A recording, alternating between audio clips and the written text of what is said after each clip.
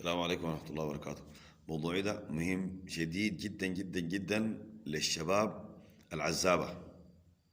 اخوانا انا عندي رسائل كثيرة جدا داير ارسلها. اول حاجة ببدأ بك انت ده العزابي ده ما تزوجت ده. انت قاعد لليلة عمرك فوق لل 30 ولا قرب لل 30 وما تزوجت، دار تتزوج 200 دار تتزوج. ده السؤال هنا. بعدين يا اخي قال لك تزوجوا فقراء يغنيكم الله من فضله، انت خايف من شنو؟ الله ده ما كريم، الرزق ده عند زول، الرزق ده ما فوق عند الله، صح ولا ما صح؟ انت نسيت الله؟ الله ده ناسيه. اعقلها وتوكل، اعمل واشتغل واجتهد واعمل الاسباب كلها واطرق كل الابواب. اولها اطرق باب الوهاب حتى تجي تطرق باب الخلائق.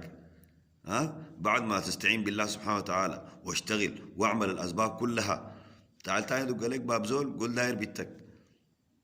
فما تخاف في حاجه بتخوفك شنو؟ انت دار تعمل شنو؟ ما عرس ما بسيط. اللي بخوفك شنو؟ والله تقعد تضرب فيها المهور والشيله والشبكه والشنطه، والله يمسكك صداع، يمسكك صداع وبيتمسكك نفسياته، بعد شويه بتركب الزلط ده. الزلط ده شايفه بعد شويه انت بتركبه.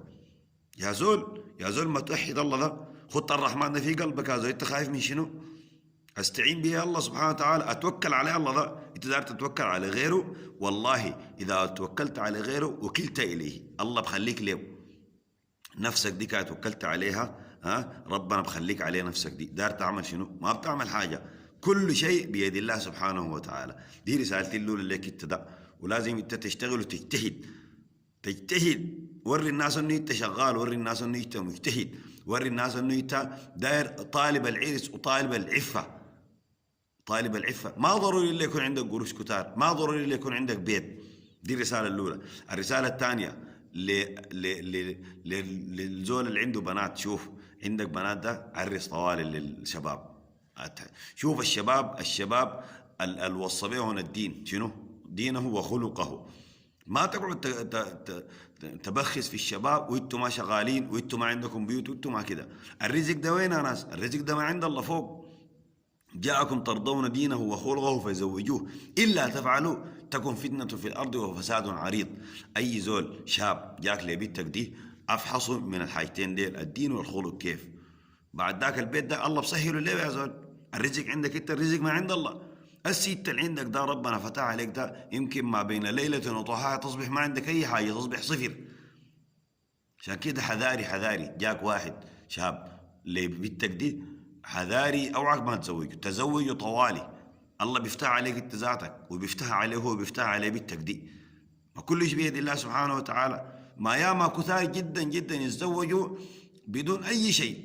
الواحد لكن لا عنده بيت، سراير. يا اخي في ناس يتزوجوا الواحد سراير ما عنده، في ناس يتزوجوا الواحد وما عنده للمؤاخذه الملابس اللي بيلبسها ما عنده، لكن بعد الزواج ربنا فتح عليه. يغنيكم الله من فضله. انت عندك شك في الكلام ده؟ لا عندك شك في الكلام ده بقى موضوع تاني. لكن شوف، اوعك تشك ان الله سبحانه وتعالى الرزق عنده، مالك الخزائن دي كلها، خزائن الدنيا دي كلها عنده. انت بس وحد الله، خدت الله ده في قلبك، ودي الزول ده ساوي ربنا يفتح عليك. الرسالة الثانية لأم العروس، شوف يا أم العروس وي جاك زول لبيتك دي، اوعك تقعدي تعزلي ودايره ذاك ودايره ذاك وما دايره ذاك. والله دي مسؤوليتك انت دي. وكثير جدا من الامهات الا من رحم الله سبحانه وتعالى، نسال الله ان يغفر لنا ولهم، بيتوقفوا في الامور الماديه اكثر حاجه. فالامور الماديه دي يا اخواننا ما كل شيء. يمكن الله يديك لبنتك دي زول عنده مال قارون، لكن ذره اخلاق ما عنده، يذل عليك ويدق عليك وينهير عليك ويطرد عليك ويشاكل عليك ويطلق عليك، في النهايه يجي يرمي عليك في البيت. احسن كده، احسن ترمي ولا احسن تديها لرجل، رجل فاهم، رجل واعي، يتحمل مسؤوليته تماما. ما عنده قروش لكن شنو بيشتغل وباكل لك وبيتحمل مسؤوليته وقدر المسؤوليه، عارف ان الله سبحانه وتعالى بيساله عما يعول، عارف انه ربنا بيساله عما يعول. الرساله الثالثه للبيت، البيت ذاته هو جاك زول شاب، زول ترضون دينه وخلقه زوجوه طوالي. ما تقعد تعزلي، والله تقعد تعزلي كده الا البوره تنطلق فيك، تنطلق فيك بوره. لما تصلي ال30 وال40 وال50 وانت ما متزوجه، وكله بسبب انه شنو؟ ده دايراه وده ما دايراه. والفرص، شوفي الفرصه اللي بتجيك الاولى دي ما تفوتيها. دائما البيعه الاولى زي ما بقول لك التجار ما تفوتها. الفرصة اللي بتجيك الأولى دي زيها ما في، الثانية بتجي أقل من الأولى، الثالثة بتجي أقل من الاثنين الأوائل. عشان كده ناس هو يا بنات جاك عريس أو عن تفوتنه خدتن الرحمن ده في قلب كان. الله سبحانه وتعالى ده ما بيفتح عليه وبعد العريس السنعة ما عنده قروش. ما إنت ما بتخاف من الله؟